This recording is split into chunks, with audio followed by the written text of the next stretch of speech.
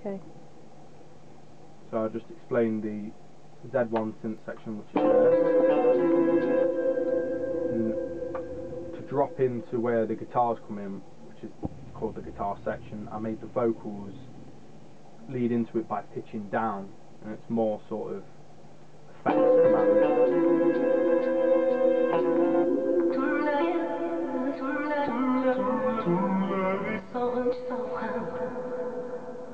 So that, jump to the end and then loop it. So from what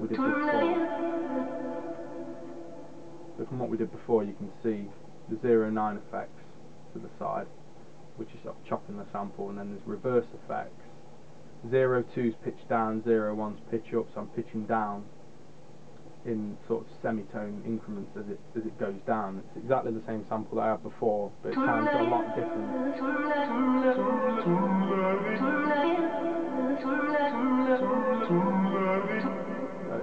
Pretty sort of basic commands, but it leads in quite nice.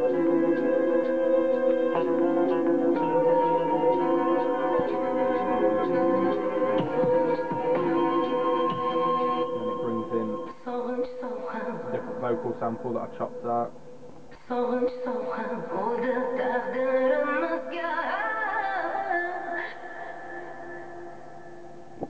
And then because the vocals are in a different language, the way they pronounce things is obviously a lot different, and the rhythms that they use, it's very rhythmic the way that she sung it, which is one of the reasons that I chose it, because I knew with Renoise the way I can pitch and stretch and chop, I'll be able to mould them into a rhythm that will flow around whatever I put down, which is why I wasn't too concerned with the BPM. Like there, like I put a note off, that'll stop that, and then the next bit will be a different part of the sample, and then the next bit after that will be another part of the sample, so it allows me to just take the little bits that I want and they'll all pretty much sit in time. And then different guitars coming in this part, like there's the original ones that we had. There's the high, then there's a low.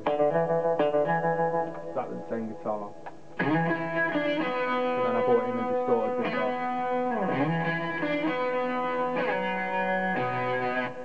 There's this one. Both together.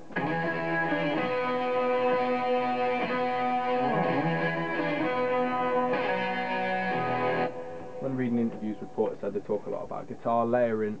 Adrian, who plays guitar, talks about it a lot, and he's really into the Stooges and punk bands that have really dirty guitar sounds. So one of the main things I've got in my arsenal is this here, which is what Jimi Hendrix used to use that his guitar tech made, which is called a Roger Mayer Octavia, which is a distortion and an octave device, and it just sounds very, very dirty.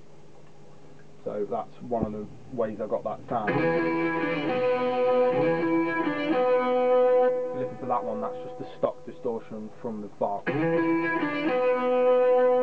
then if you listen to the one from this pedal, it just... There's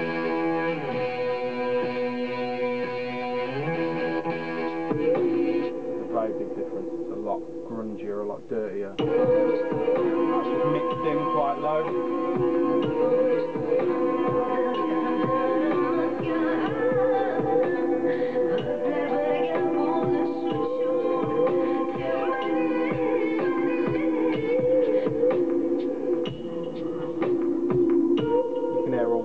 Sort of weaving in and out of each other, because I pretty much make stuff like this as like a live jam. I don't really plan any of it out, so I let everything tail off for quite a while, so you can hear the synth parts weaving in and out, and that's not really intentional, it's just the way I've let it tail out as I've played it. So yeah, it flows alright over this section.